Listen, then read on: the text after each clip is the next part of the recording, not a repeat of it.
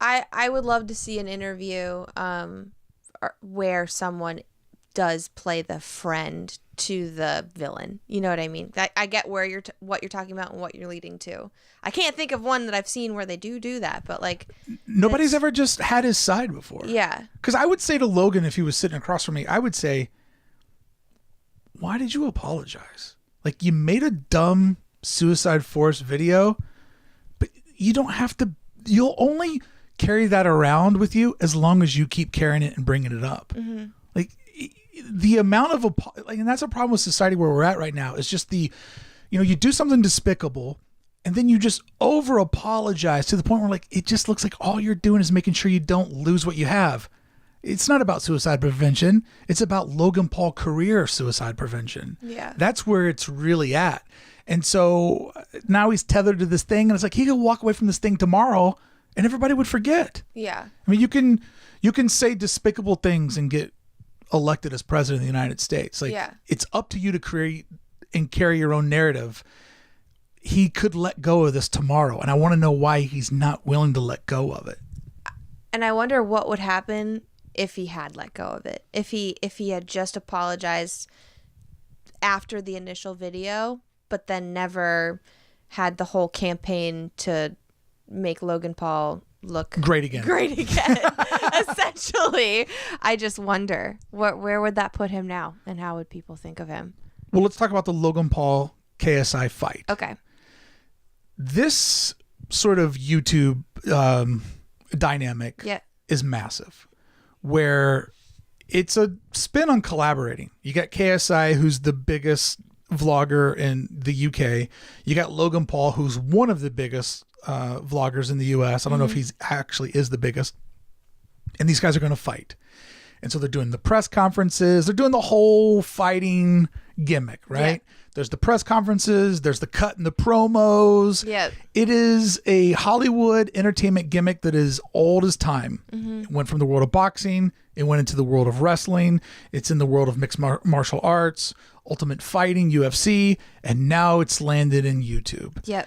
And it's making everyone around this narrative grow their channels at a rapid rate. It is. A rapid rate. Because if you cover the fight and if you can give insight or information, it's a hot button topic. Sure. And even people like myself have gotten sucked into it where I'm like, there's no way I'm not watching this pay-per-view. 100%. We're splitting the $8 pay-per-view, $4 and $4. I've been cutting yards, mowing grass every weekend to come up with my $4. You've been saving your pennies in your little piggy bank, and we're going to have a watch party here. I can't believe how many people said the numbers might go down because people have to pay for it. Not a chance. It's $8. Not a chance. If anything, maybe more people will watch, because once you put your money into something, I feel like there's more investment there. Every time we pay for $100 UFC pay-per-view, you bet we're watching the undercard all the way to the main event, because we put a lot of money into this little program we're about to watch right now. I have found the content surrounding it to be a really interesting look on manipulating an audience.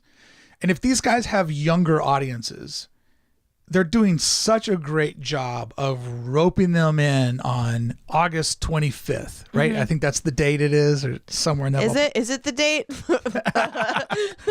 But, just the constant promoting, the cutting the promos and ripping each other apart. Logan Paul put out a 20-minute video. I think it was 20 minutes, where he was breaking apart KSI. Okay. And man, oh man, he showed so much disparaging footage of KSI being really, really disgusting to women at a video game trade show from a few years back. I missed this video. Oh, this video is a must-see. Is this recent? Yeah, it's recent. It was after the, I believe it was after the second press conference. Okay. And by the way, I walk around my house all the time going, Walmart! I can't stop saying it. I love it. He basically went back, and KSI was doing the man on the street, walking around with a microphone at a video game conference, whatever. Okay. Saying really despicable stuff to women. Is this like older, back in the day? Like, it's older, yeah. Okay. But real, like, no punchline, no ha ha ha, just literally treating women like sexual objects at a trade show. Okay. He also exposed a video where he said some insane stuff about a fellow YouTuber's little sister. Oh, God. Just like really, really disgusting, foul stuff that, is locker room talk, but I've never talked that way before. Yeah. Like, just really like women are treated like pieces of meat in this discussion. Yeah. And he stitched it all together in a way that really made KSI look horrible. Okay. I mean horrible. But then some people broke apart his video that the reaction of the little sister was actually a video where she wasn't talking about KSI at all, but it's a video of her with her face blurred out, talking about how women need to step up. And the way that it was all strung together was documentary mind manipulation 101. So the responses he was showing weren't actual responses to the things that had happened? Yeah, things were taken out of context, put together around Logan Paul's narrative. And the video gets to this turning point where there's like this, triumphant like church music playing. Yeah.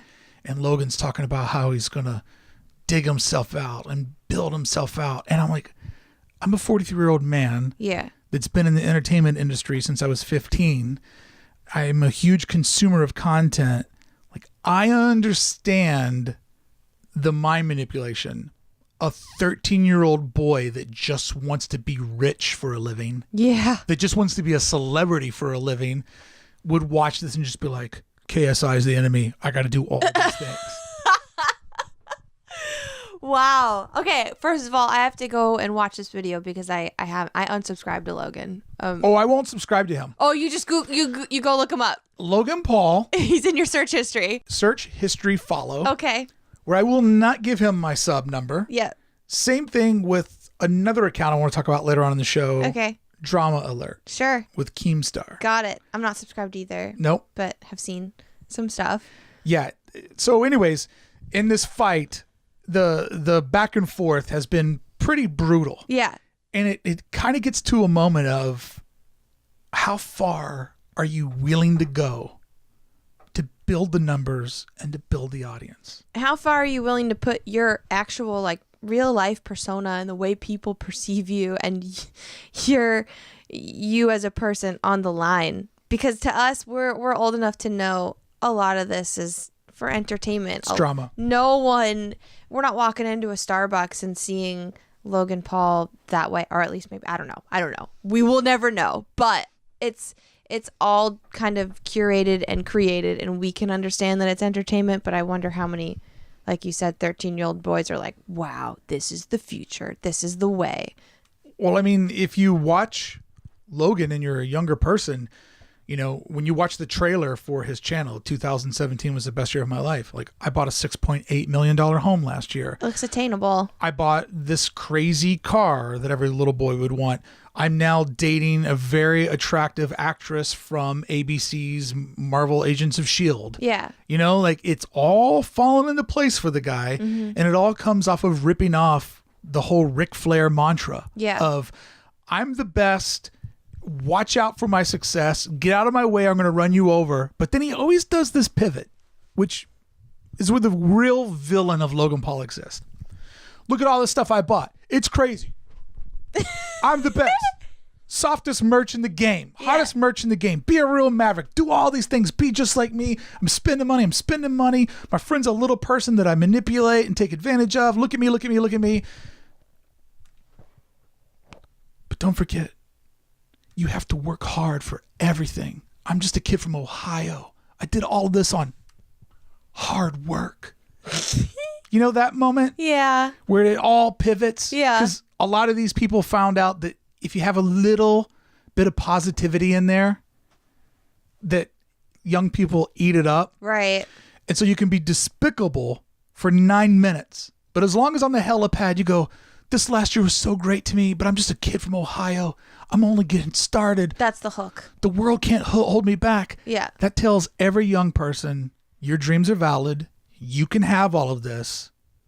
Just believe in yourself. Do you think that is a positive message in disguise, or do you think that persona and tied with that message is 100% toxic for every middle school child watching his videos? I think that it is a calculated thing.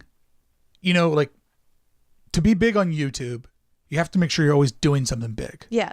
So if you go out and you do the unknown, it's clickbait. Oh, what was it like to drive a $500 Geo Metro 500 miles off road? I'm guilty of this. Subscribe. That video is done very well for me on my little micro baby channel. Yeah.